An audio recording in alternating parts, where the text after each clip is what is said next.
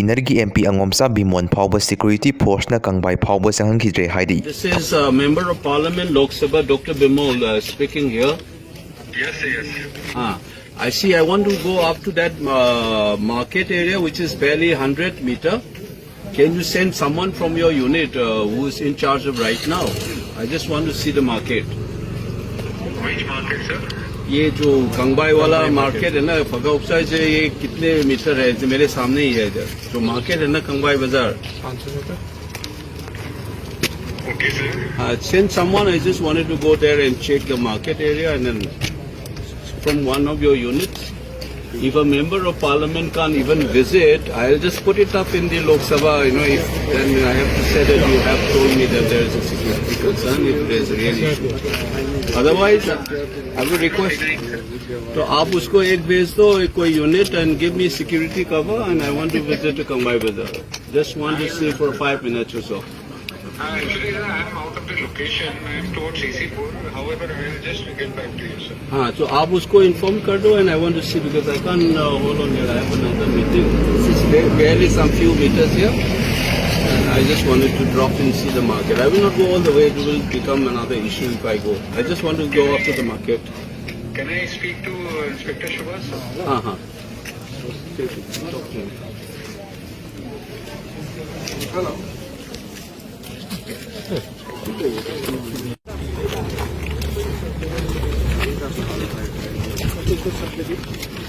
ये असिकी कंबाई बाजार से असी कुकी ले ली बड़ा बुझा. सोना कहीं मनी में साइज सा सी कितने काकल का दूसरी मनी ले ली जाता है. सिंगा मुझे खाना बाजार तो मुझे. अरे सिंगा ये सब ओनली किलोमीटर में भाग पड़ता है. अदर ले है ने बा. नहीं सर. मुझे ले रहा कोई मेटे सोने मेटे तारी बराबर. तो मेटे साइ मते को दिखता है कितने संग लगे. साइ मनी उसको पालो. कंबाई में तो नहीं सही सही ये मुझे मीटर हुआ. आधे सब कैश पर ले जैसा की मनी रहता है. यूं ले वो कोई है. अब मांग लो सुना. Hindi le तो मेन वर्क से तैयार करने तो अकोइना आइना तो बुंग सके है उसले चले जा. वो इस तो मुझे संगे सुनने संगे बा. हाँ ठीक है कम तो बुंग जैसा कोई मांग इधर से मेन रोड तक ये अराउंड 500-600 मीटर गुम्बा मनी में चलते लगा कोई. ये होता है सिगी बाजार से असीदगी ना मोइना किलोमीटर लाप ले से अखोई दसु ले बराबर मोइ. अखोई सु माने लाना ताबरा ना तो अखोई ना दो देना लाना ता ले बराबर. सोंगी दे कोई ना हम संग के दिए मुझे सा अखोई दी मेन रोड तक ये 600 मीटर गुम्बा संग लगा दी. कंगबाई बाजार से लान था बगने बा. बाजार से आधा सली में नहीं हूँ जिला तो. सीधा सब में याद है नहीं वो कोई से. माने जा. हाँ नदिया कुछ तब चलम नहीं होगा. बनरल एरिया. अगर मुझे सीधा तारीख. मैं तो कोई लास्ट में जैसी जैसी मेन रोड की हुई ना.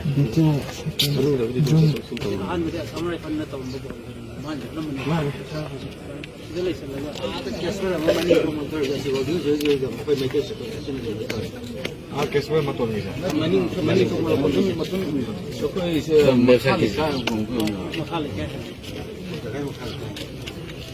ऐसी अस्वाई जो सामने पल रहे हैं मुझे नहीं मुझे बांध देंगे वो क्या चलम.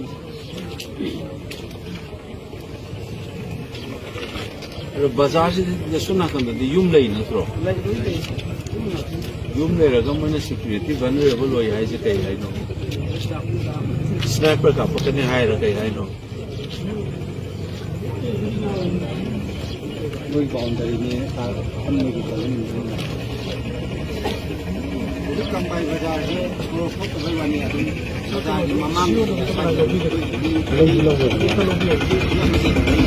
वो इसे ना इसे कैसे बैठा. 19 ग्राम आदमी 19 ग्राम गेरवाल ले बा. इसे कितना कमाना चाहिए. शिव इजादी से काम ले दे. शिव चाचा इसे कमान पाई ले. शिव कमान नहीं कर बनी ना फाइल है. नहीं हमारी इंसान सब वो नहीं बनी नहीं मायके high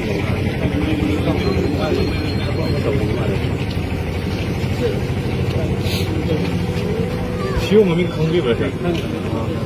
Rawat Ma kai le chon chum le ba. सुसा बोले Siu re di ke no battalion ki ro siu ai ja. बता लेंगे Ani colonel lo ngani. करेंगे Ado si mo si ma gi tu ai si kana wa ge si le ho. मैं तो ऐसी मुक्ति लेके सर मैं नजर में रखो जाए Company commander ko mane ba. Ma di le bra ba. वही ले मुनी सर मैं एक दिन तो हिट ले मुझे ऐसे हमारे भाभी लोग आएगा On the phone to tell me commander. Ai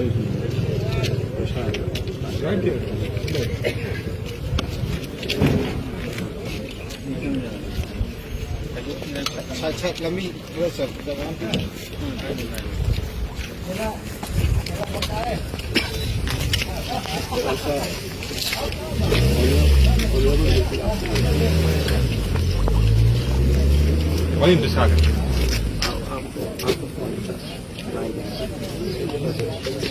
mai siu ma min ke ko. Rawat Rawat ba. Hello. Hello. What? Good evening, Mr. MP. I'm Colonel Rawat this week. Rawat, this is Member of Parliament Lok Sabha Dr. Bimol speaking here. Yes, sir, yes. I see. I want to go up to that market area, which is barely 100 meter. Can you send someone from your unit who is in charge of right now? I just want to see the market. Which market, sir? ये जो गंगबाई वाला market है ना फगा उपसाई से ये कितने metre है जो मेरे सामने ही है इधर जो मार्केट है ना गंगबाई बाजार. 500 meter? Okay, sir. Send someone. I just wanted to go there and check the market area and then from one of your units. If a member of parliament can't even visit, I'll just put it up in the Lok Sabha. You know, if then I have to say that you have told me that there is a security concern if there is a real issue. Otherwise, I would request. तो आप उसको एक भेज दो कोई unit and give me security cover and I want to visit the Kambai Bazaar. Just want to see for 5 minutes or so. Actually, I'm out of the location. I'm towards CC4. However, I'll just get back to you, sir. हाँ तो आप उसको inform कर दो and I want to see because I can't hold on here. I have another meeting. This is barely some few meters here. And I just wanted to drop in see the market. I will not go all the way. It will become another issue if I go. I just want to go up to the market. Can I speak to Inspector Shubhas, sir? हाँ. Talk to him.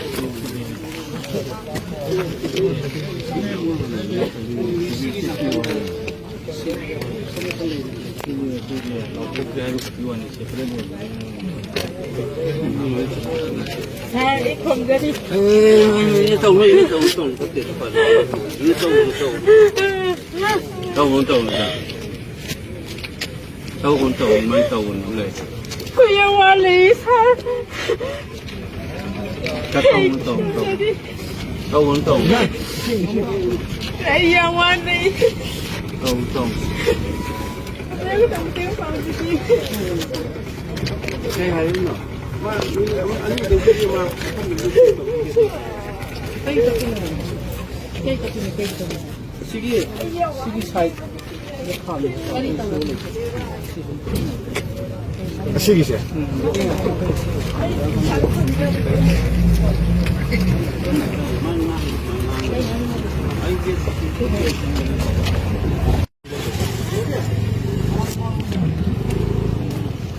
Hello.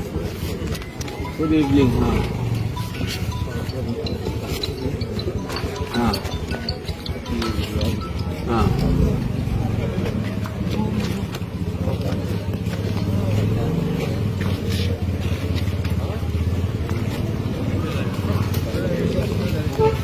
Ayin sange जैसे ऐसे market area से बोलते नहीं है barely 500 metre मोरंगदरा मोई ट्रुपम पिरन इसागी सु केंद्र ने फरे हायरे दुगा एमपी भोग संगे यारते हायरागा दिपोतो आइना कमांडिंग ऑफिसर दाइम ने की सिक्योरिटी कवर पीओ आई मार्केट से भोग संगे हायरागा एमपी द थ्रेट ले हाय नत्र मा है दे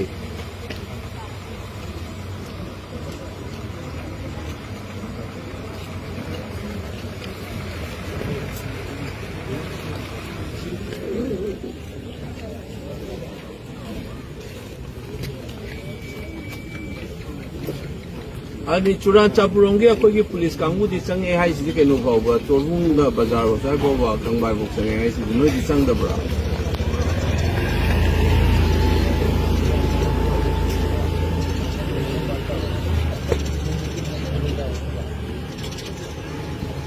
So effectively amarom da ga buffer zone ne leite have buffer zone lebe type neba.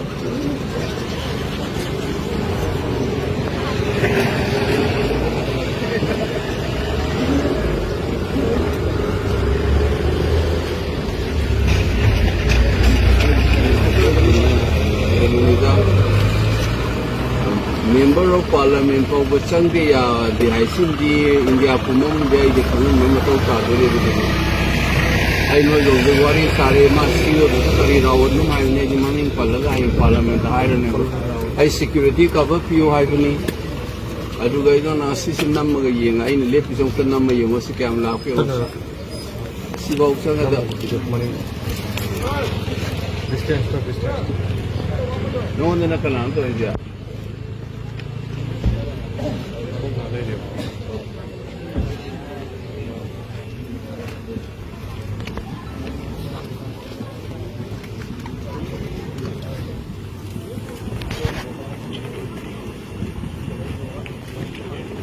No, I know. So, guys, Amanu, you know, Timothy Kambai, Kogi, outside Makalika in Toronto, you know, Kambai, Bazaar, Mang Tale, we went.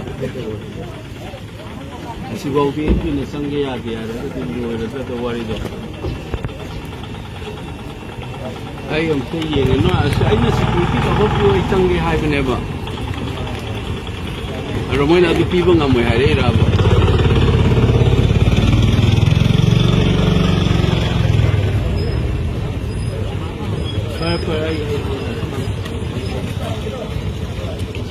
Just cross the barrier.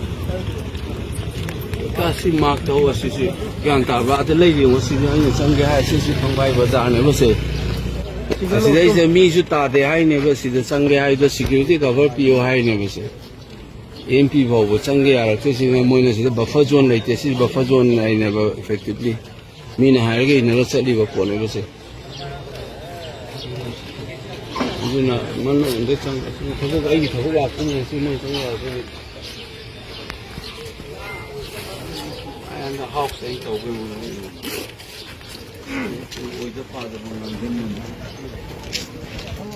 ꯊꯧꯗꯣꯛ ꯑꯁꯤꯒ ꯃꯔꯤ ꯂꯩꯅꯅ MP ꯑꯉꯣꯝꯆꯥ Bimol ꯀꯣꯏꯖꯝꯅ ꯋꯥꯐꯝ ꯈꯔ ꯊꯝꯂꯛꯂꯤ ꯃꯗꯨꯗꯤ ꯀꯝꯃꯨꯅꯦꯟꯠ buffer ꯖꯣꯟꯅꯤ India ꯑꯇꯣꯞꯄ community ꯈꯔ ꯆꯪꯕ ꯌꯥꯍꯜꯂꯒ MP of the largest democracy ꯆꯪꯕ ꯀꯔꯤꯒꯤ ꯊꯤꯡꯂꯤ ꯁꯤ ꯐꯥꯒꯤꯔꯥ ꯍꯥꯏꯅ MP ꯑꯉꯣꯝꯆꯥ Bimol ꯀꯣꯏꯖꯝꯅ ꯐꯣꯡꯗꯣꯔꯛꯂꯤ AI-171 Air India plane ꯀꯥꯏꯈꯤꯕ ꯅꯨꯃꯤꯠ 9ꯅꯤ ꯁꯨꯕꯗ ꯉꯥꯏꯔꯤꯉꯩ ꯆꯔꯛꯇ ꯖꯒꯣꯏ ꯁꯥꯔꯝꯕ Air Indiaꯒꯤ ꯁ꯭ꯇꯥꯐ 3 ꯁꯁꯄꯦꯟ ꯇꯧꯒꯗꯕꯅꯤ ꯊꯥꯡꯃꯩꯕꯟ ꯑꯦꯁꯦꯝꯕ꯭ꯂꯤ ꯅꯥꯀꯟ ꯌꯨꯝꯅꯥꯝ ꯂꯩꯀꯥꯏꯗ ꯑꯦꯛꯁꯤꯗꯦꯟꯠ ꯊꯣꯛꯈ꯭ꯔꯦ ꯃꯈꯣꯏ 3ꯃꯛ ꯍꯣꯁꯄꯤꯇꯥꯜꯗ ꯄꯨꯈꯠꯈ꯭ꯔꯦ ꯍꯥꯏꯔꯤ